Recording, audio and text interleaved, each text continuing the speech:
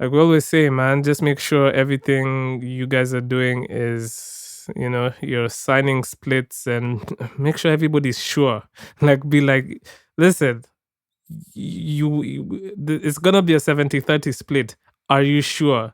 That's what you know what I mean? Like, just make sure that the whatever splits you're signing with people, um, that's like everybody's happy with the situation, and because bro, you don't want things like this to happen.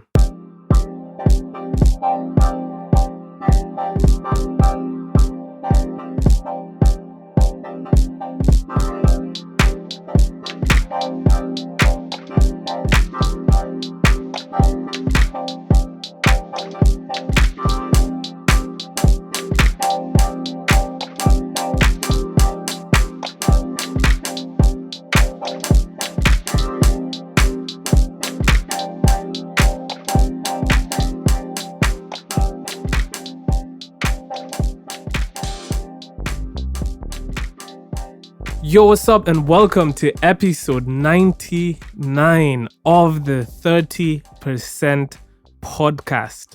And for the 99th time, hosted by yours truly, Afa Mefuna, and my super, super talented co-host, Sam. Yo. Sam, what's up? What's going on? Sam, I'm sorry, I'm trying to go by a different name now. Sam is a very common name. I mean, I love it. I'm very proud of my name. Maybe Jedediah. Sound like easy. An Amish. So Amish listen, preacher. For the episode 99, y'all are, you're joined by Afam and Jed. And today we no, but also listen, you guys, shout out to you guys for sticking by us for 99 episodes. Super, super grateful. We really appreciate y'all. Sam, not Sam, sorry, Jed. How was your week? Oh, I just go by my last name, man. Sam, I only started getting called Sam when I joined university. All my life I've been Are.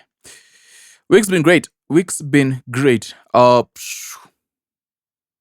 It's just been spent the first half of the week working on some Afro house joints, which is cool. And the later part of the week working on there's a job I was doing. This is audio production for like ads and stuff like that, which is always fun to be on set. It's very tiring. It's very tiring to be on set. You're up at 5 a.m. You're going to bed the next day. But it's all for the love of creativity and chasing the bag. But that's that. Nothing else, man. Nothing else. Excited, man. This is chase the money. Chase the money.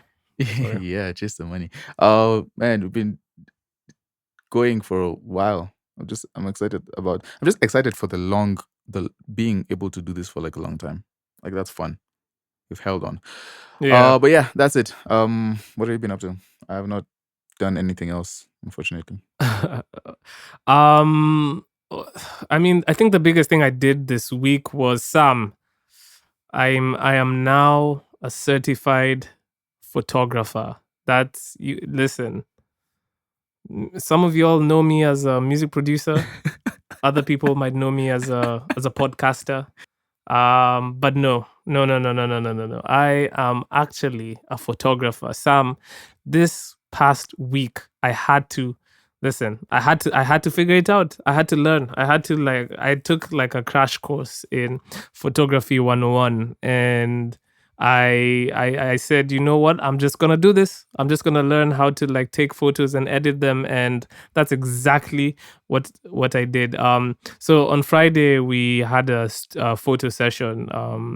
So we were supposed to take like artist pictures for Foster, and here's the thing about like managing an artist, especially in the early days, you end up doing like a lot of stuff that you wouldn't typically do, just because your team is small, the funds aren't like big, so you kind of have to end up like doing a lot of things that other people would be doing if your team was bigger. So Yeah, man, it was a challenge, bro. But like, it actually genuinely went well. We were hosted by a friend of mine who I made here. He happens to live at a photo studio, and he was like, yeah, you guys can come through and take pictures. So yeah, Foster has a friend who's a stylist, and we just we were looking for photographers because Foster happens to have a camera, so we were looking for photographers and stuff like that. But like everybody's rates were high, so we're like, you know Yeah, what, let me just do it. And I did. And it ended up coming out really nicely. We worked, bro, but though the day was long, I'm not as long as your day was when you were doing the ad, but I think the shoot started like at 2 and ended like at, I want to say like 8. So it was like a good solid like 6 hours of photography. We got some really good nice. stuff.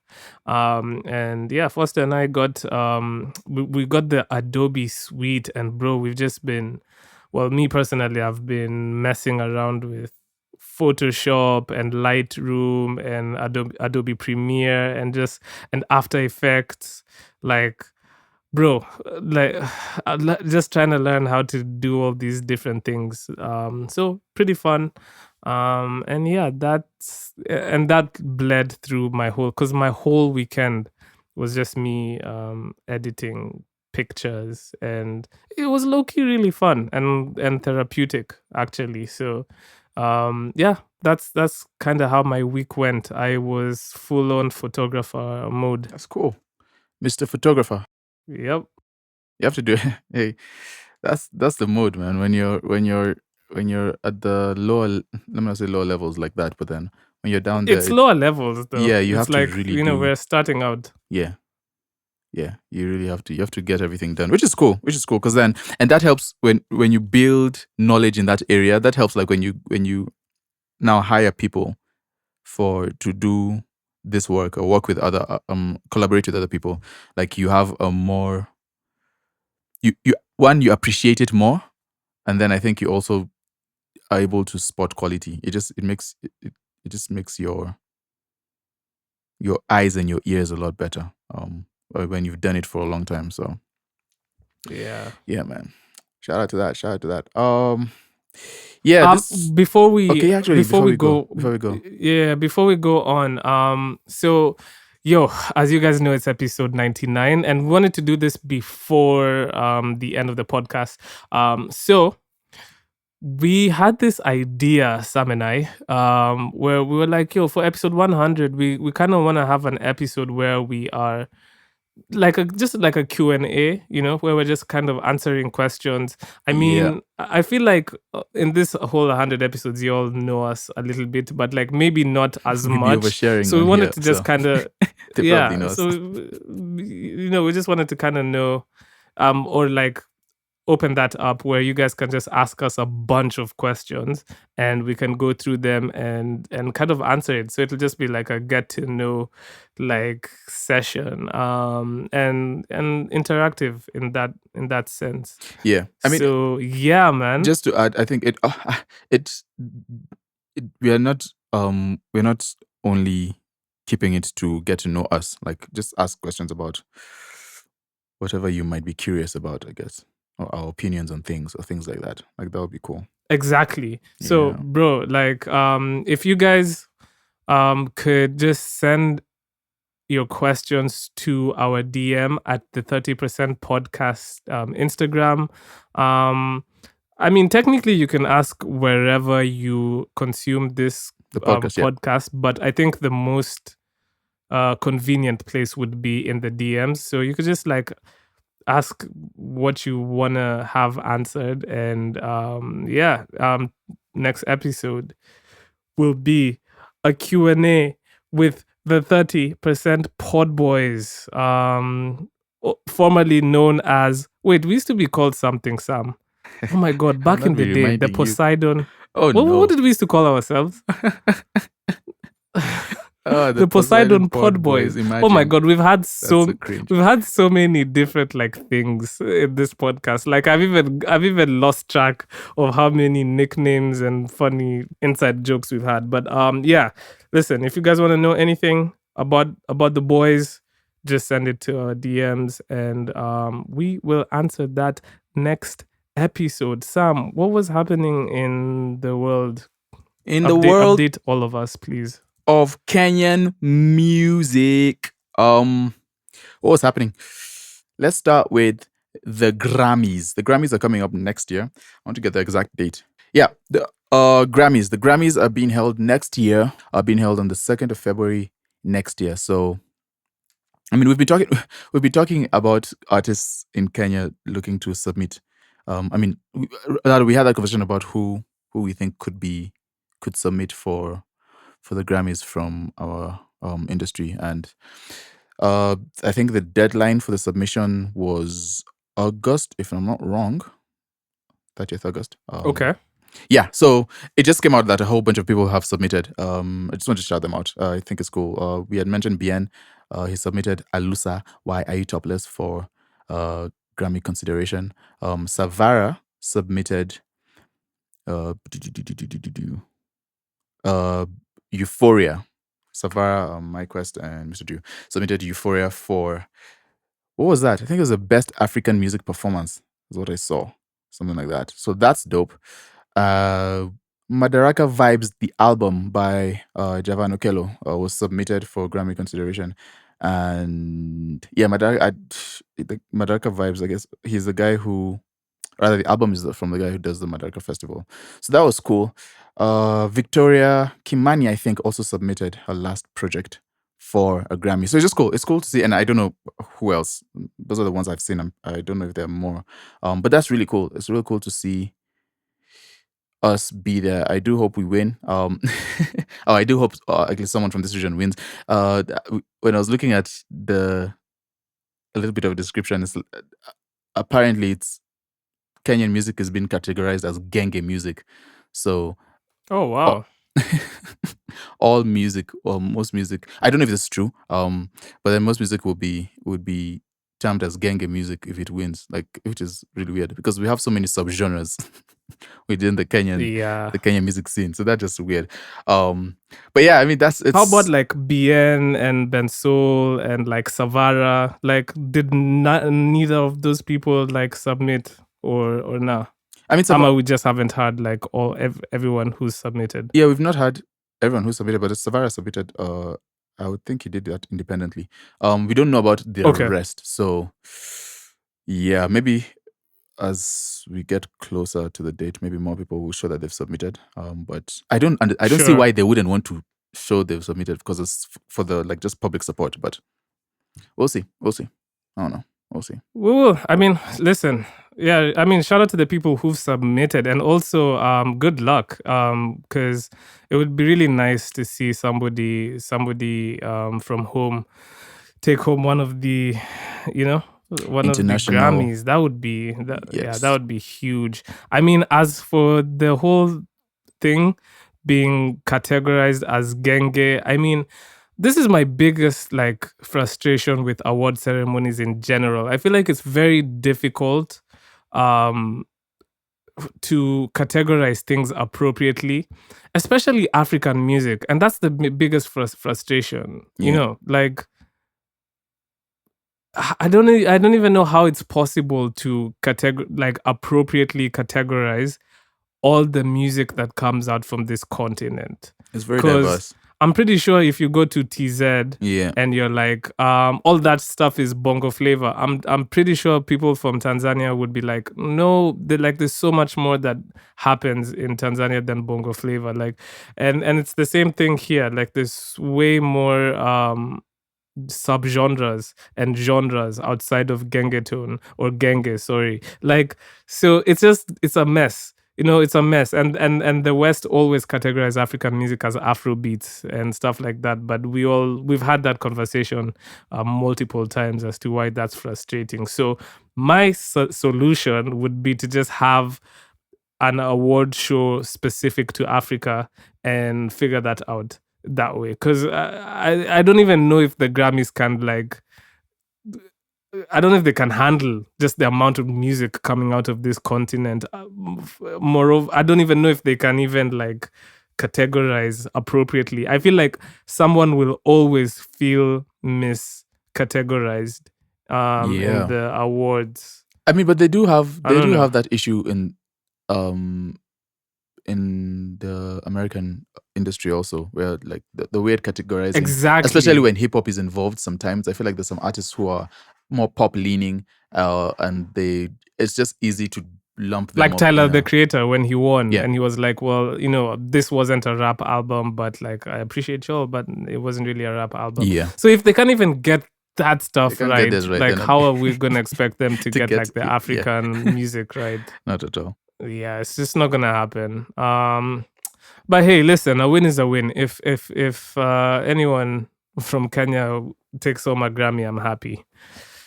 That is Whatever true. the case That may be. is true, and especially if it's a solo one. I know Sauti Sol have been they've sort of won one, but then it was as part of Burna Boy's project, if I'm not wrong. So it'd be good to see a solo win from a Kenyan artist. Yeah, man. Good luck to y'all. Okay. Good luck to everyone. What else was happening in the news? It was a bit of a slow news week. Hey, do you wanna talk about the AJ Brooklyn AJ and Dyana Cods like situation? Yeah, that was a. I mean that Oh, yeah, oh. I feel like it dominated the blogs and the timelines for like 2 days. So essentially, what I'm talking about is so everybody knows the hit song "Set It," pick up, "Set It." Anyway, apparently, it was taken down from YouTube, and there's a whole dispute as to why that happened. I think the song is still up on streaming though. Yeah, But it's not. When I saw that news, I quickly ran YouTube to streaming anymore to see if it has been taken down. But it's still up there. Yeah.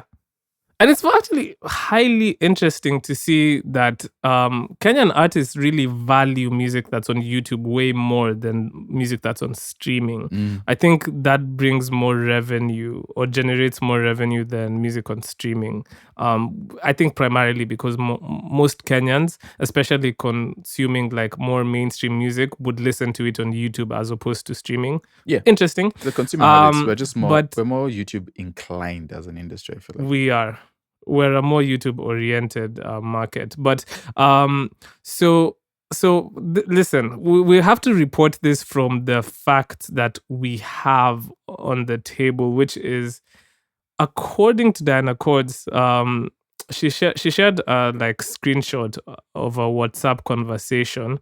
I don't think this conversation is with AJ. It looks like it's somebody who manages Brooklyn Boys, and essentially the number they put there was 10%. Was that AJ would get 10% of the song. Now, what we are not clear on is whether this 10% is on YouTube or is for the song, like as far as distribution. Is it on streaming? Is that what they get? Like, is that for the master royalty? Is it 10% like for everything, or is it just on YouTube? So we're not really clear on that. But Sam, how did you? Because bro, I'm not gonna lie. When I saw that figure, I was like, 10% is kind of low. It is kind of low. And especially, I think a lot of people do like his verse. The dance challenge that we've been seeing going around, a lot of it revolves around his verse, the hook into his verse. Exactly. So it holds a really big part of the song. 10% is, I would imagine it will be a lot higher. Now I don't know how they calculate their percentages, and everyone does things differently, but yeah, no, definitely some very low. Maybe they have a reason for that. Again, we don't know. We're just armchair detectives right now. So my question is, do you think they didn't think this song was gonna be a hit, and they were just like, it was just a throwaway situation? AJ was like, sure, I'll do this favor for you because I fuck with you, and then they didn't even think this song would go anywhere, and then all of a sudden it became viral. Or what do you think the case is? Because like with AJ going online to be like, oh, keki huwezi kula peke yako, blah blah blah, like, bro, I feel like I feel like they realize that like, yo, this song is actually way more valuable than we thought it was. I don't know. His response, that the whole Kekuwezi Kula Peke Yako, it's very aggressive. It's very it's almost accusatory in nature. Like, it's like, why is he like, what conversations did they have that he's saying it like that? There's so many other ways you could say that. Yeah. So that's where I'm like, okay, maybe things are not, maybe it might not necessarily just be just like a regular money dispute. Maybe there's other things behind the scenes. It'll be interesting to see how this pans out. I do hope that the two parties are able to come to some sort of an agreement. But we're talking about it in terms of just like the principle. Again, we're just armchair detectives. But then if you agree on a contract early on, and then the song does well. Now, I'm not saying this is the case because we don't know. But then if you agree on a contract and the song does well, Afam, do you think, if you did a song, right, and it blows up, are you ever going to be in a position where you feel like you need to re-up on the contract? It's tough. Okay, so assuming, because we're going off of a lot of assumption, assuming that screenshot is legitimate and like it's not taken out of context, and that 10% was genuinely for the splits for Set It and everything, then yo, I feel like Brooklyn Boys and AJ just have to take the L, because if they signed it and they agreed to that and that was their agreement, then I mean, tough luck. You guys agreed to that. You guys were fine with taking 10%. So why are we now taking down the song? Because it's done well and you're like, nah, actually we should have 50% or whatever it is they're asking for.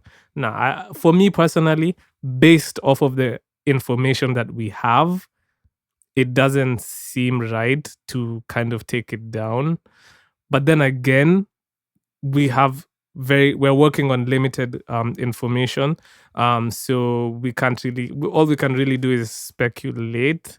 But it's tough luck because, like, bro, I feel like it's annoying and unfortunate because that song was genuinely doing really well. So I just want to echo your words, like, bro, I think, I hope they can come to like a resolution because it's genuinely a hit, and it's frustrating if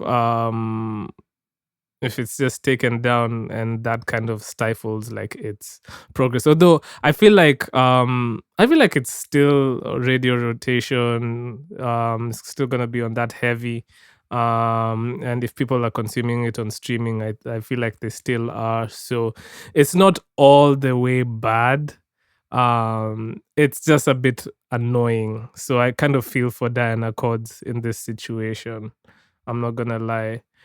But listen, let's see how the whole situation unfolds, man. But yeah, this music business is very it can be a little bit dicey. So like we always say, man, just make sure everything you guys are doing is, you're signing splits, and make sure everybody's sure.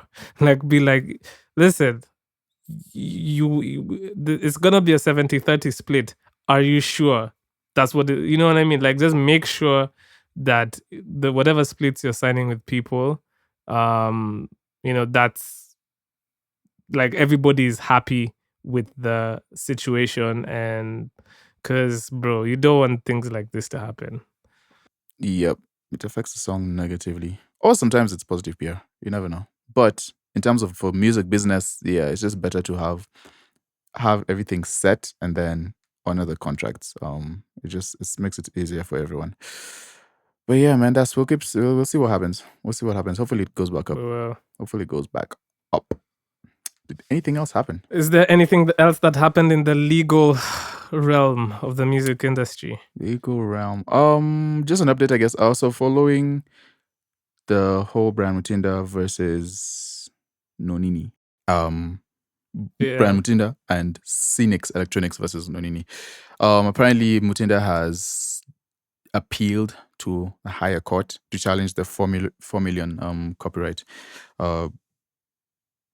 case that's going on with him and Nonini. And he cited his reasons for that was, I think it was, I don't know, it's something to do with lawyers. And he just wants them to reconsider. Essentially, his newer argument has to do with him, questioning the hike from, because he was asked to pay $1 million, and then now after a while it went up to 4 million after the case was reviewed by the court. So I think he's appealing against that, if I'm not wrong. And just, I mean, if you get a million bob that you have to pay, and then later on you see that it has been up to $1 million, I would think that you'd want to at least question that. So that makes sense that he's doing that. I don't know if he has the grounds to, because the from what I read, the case is a copyright case. Nonini owns the songs, and so the court looked at the copyright is Nonini's to own, and if it was used without his permission, then he has to at least compensate. So I don't know. Again, we're just following this. We'll see what happens about it. Yeah, bro. I feel. I mean, for me, it feels a bit futile. So listen, obviously, yeah, 4 million is a hefty like price tag, but also, I mean, they did what they did. So yeah. these are kind of it's like they say, you make your bed, so you have to lie on it. So I like I said, it feels futile. But yeah, I mean, you can't fault somebody for trying to go the legal route and fighting. But am I optimistic that it'll be overruled or the sum will be lessened? Not really. So I the way it seems like, I think Mutinda is just gonna have to pay. It's just gonna pay up, man, because like, I don't know, it's just not looking good for him. Don't let the court go and decide. All right, let me let me add some more now. Hopefully not. Hopefully not. Imagine if he comes out of that and he's like, now I have to pay 6 million. Can we revise? Hilarious. Can we go back? That would be really fun. Can we go back to an earlier save point, an earlier checkpoint? That's what I'd be feeling like. Yeah, that would be hilarious if that happened. But I don't think so. So we'll see. We'll see. Interesting. There seems to be a lot of I mean, I feel like the biggest takeaway is, I don't know, we just need more understanding of entertainment law in the industry. Definitely need more, because IP education on IP. Yeah, exactly. Because it seems like a very, very murky area, and an area where people are not very sure about how to move. And bro, I feel like the music industry is built off of the back of law. There's so much legality when it comes to music. And if we don't understand the very building blocks of how to protect it, what a copyright is, what intellectual property is, what monetization is, what royalties are, how distribution and publishing work, and all that stuff, then you're either gonna be played and finessed, or you'll just never see the true value of your music. So hey, we just need we just need way more education. For me, one of the biggest sources of info has been, Sam, have you ever read Everything You Need to Know About the Music Business by Donald Passman? Yes, I think I read it a while ago. Yeah, it's such a helpful book. And yes, I know, although that book specifically is in regards to the American music industry, it also touches on a lot of stuff that's universal, still super what's the word? It's universal. It applies to, yes, it applies to it, because when you talk about royalties and you're talking about distribution or PROs and all that type of stuff, all that stuff still applies to different music industries. So it's very, very helpful. It's a very helpful tool to kind of understand more about the legal side of the industry, man.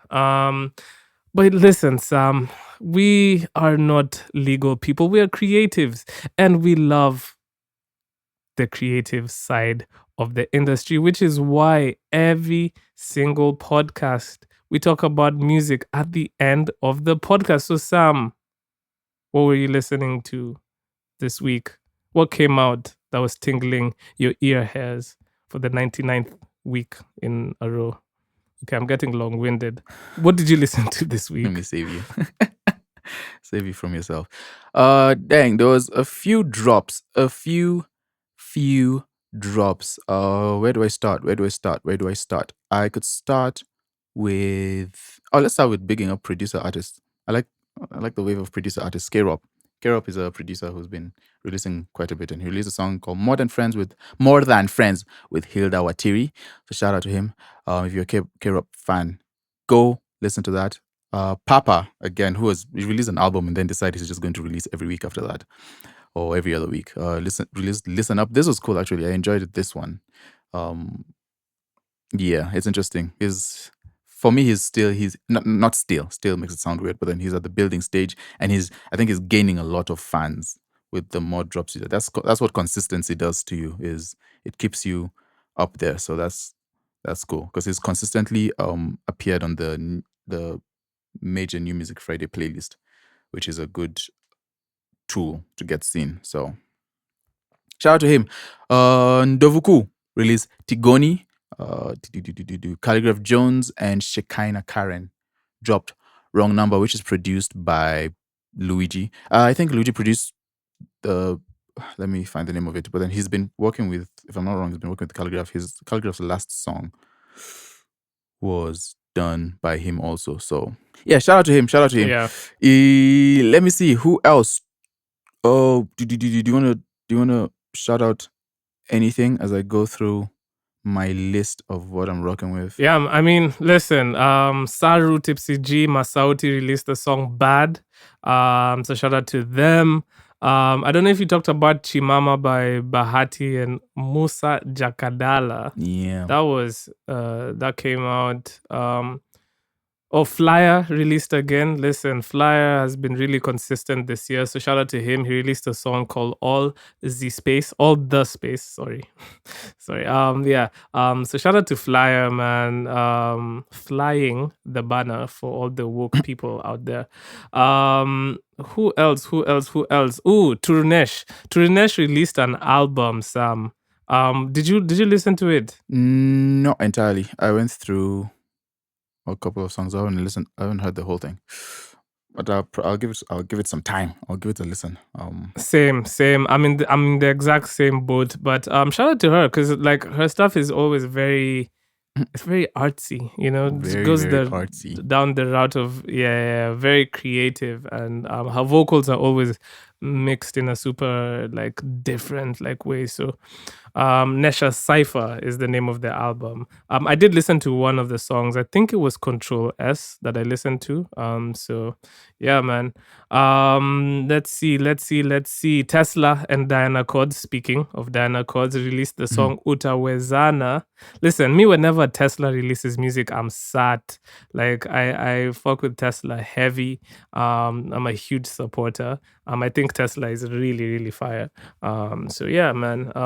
I enjoyed that listen. Ooh, Karun is out here in her collaborating bag. She collaborated with Mpo Sebina and they made a song called Magi. Really, really nice. I love when two R&B artists like collaborate. Sometimes it's just such a amazing like. Your heart is warm. It's just what? Your heart is warm. You sound like it's Exactly. Yeah, it does. And I think this was a really good collaboration. Shout out to the Espresso.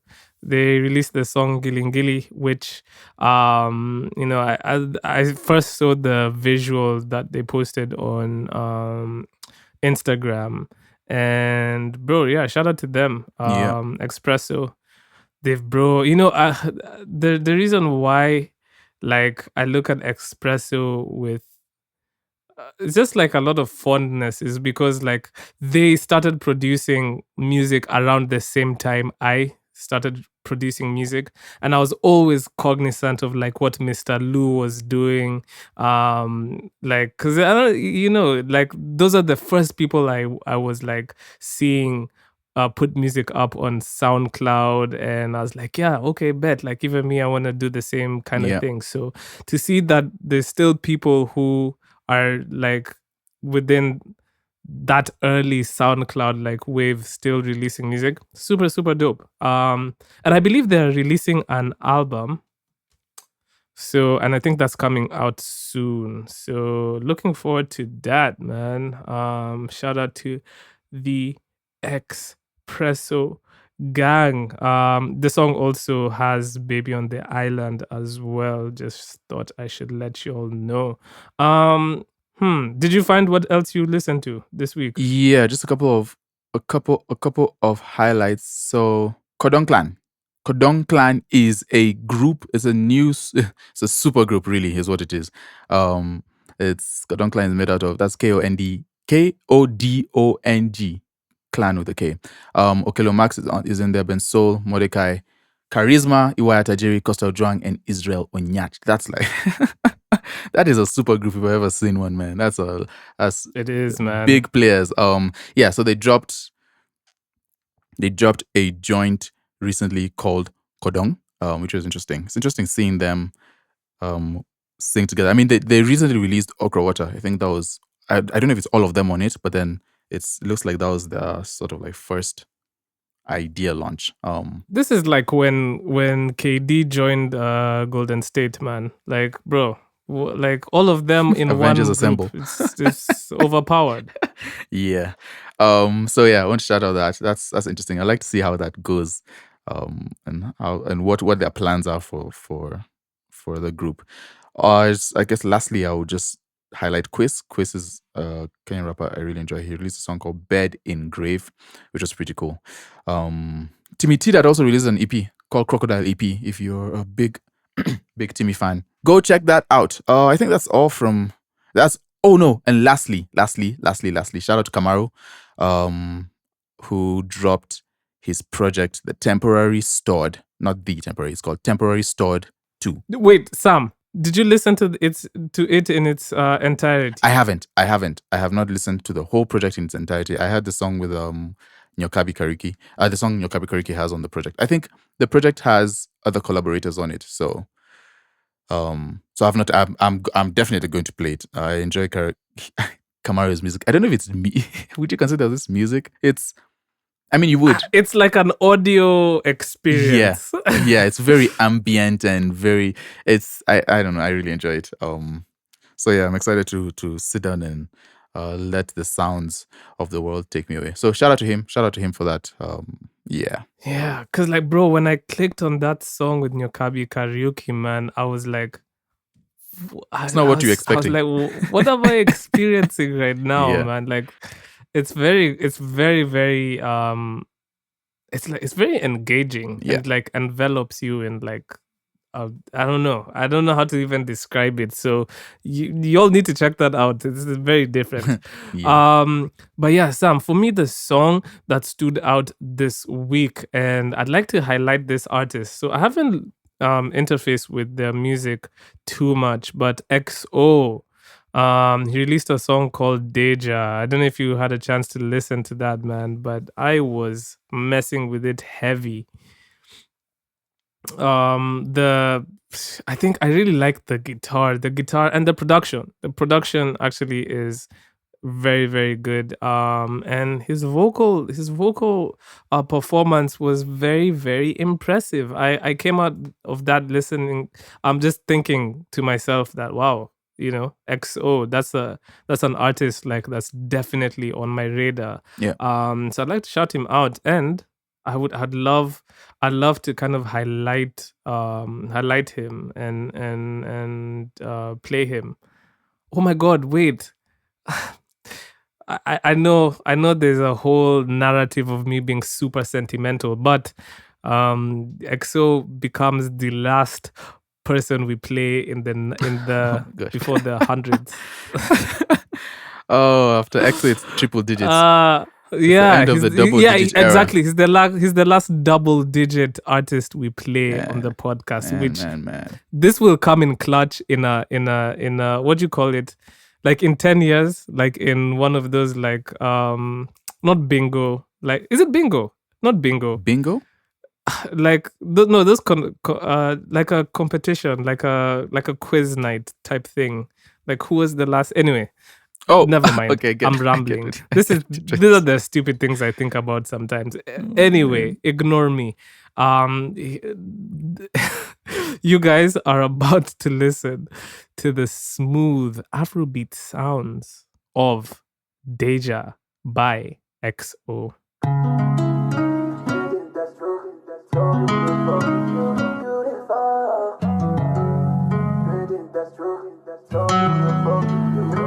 Call me greedy, feeling for cash, rambling on about your feelings. Let's take a minute, let's take a look back in your past. All I see myself admitting is Deja, you're a big player.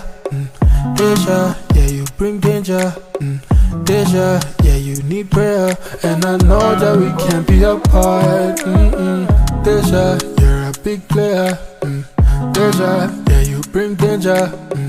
Deja, yeah, you need prayer. And I know that we can't be apart. Make these feelings disintegrate, falling away, I facilitated. We always change our minds, and then we end up in the sheets at night. I'll make these feelings disintegrate, falling away, I facilitated. We always change our minds, and then we end up in the sheets at night. I called you clingy, really attached, rambling on about my business.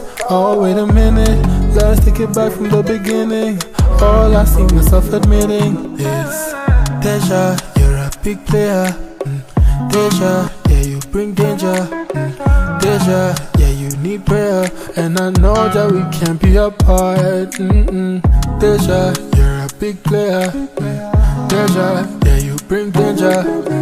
Deja, yeah, you need prayer. And I know that we can't be apart. Make these feelings disintegrate, falling away, I facilitated. We always change our minds, and then we end up in the sheets at night. I'll make these feelings disintegrate, falling away, I facilitated. We always change our minds, and then we end up in the sheets at night. Call me greedy, feeling for cash, rambling on about your feelings. Let's take a minute, let's take a look back in your past. All I see myself admitting is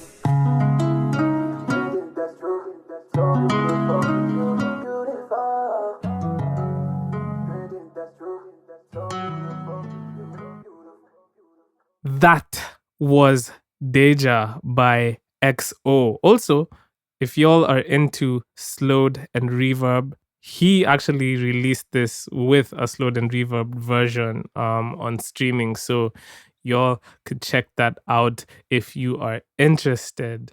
Sam, 99 episodes down the can, bro. Yeah. We did it. Yep. We finished the bro. We got to the hundreds, man. Like that's insane. Cool. That's cool. I'm both excited and appreciative. Excited for the future, and sure. Appreciative of the past. And reveling in the present. I don't know if reveling is the right word. Living in the present. No, reveling is the word, yeah. Yeah. So cool. It's an idea birthed that has flourished a little bit, which is cool. It has. And if you're joining us, like if this is like the first podcast that you've listened to, welcome. Welcome on episode 99. So listen. Also, let us know what episode you started listening on. Like that. That would be interesting. Yeah, like if people in the Q&A, well, if y'all are still listening, Yo, if you can, just also in the Q&A questions, you can include like what episode you started listening, like Yeah. in or around what time, whether it was like in the 20s or in the 50s or just last week. That's when you started listening. Like that would be interesting just to know. I don't know if there's anyone who's listened to this podcast from episode 1. If there is somebody Dang. like that in the world right Afam now, will that's buy you lunch. very interesting. Huh? I'm saying if there's a person like that, Afam is going to buy them lunch. You know what? Actually, that's possible. If somebody has listened to this from episode 1 and has listened to every episode, oh no, you deserve nah, more than you that. actually Honestly, deserve something. You deserve, That's something deserve we your will own think planet. about. Listen, Sam and I will talk about that on the side. Don't throw me into it. I said Afam will buy the. Sam, what if 100 people come out and say, "Oh, yo, we've been listening"? Well, then you have to start figuring out budgeting. Why have you put me in this situation, Sam? Wow, No, I'm in there too. Are you guys seeing? I'm part of this. Are you guys seeing what's happening? I'm being set up right now, right before our very eyes. Our very ears. Yep.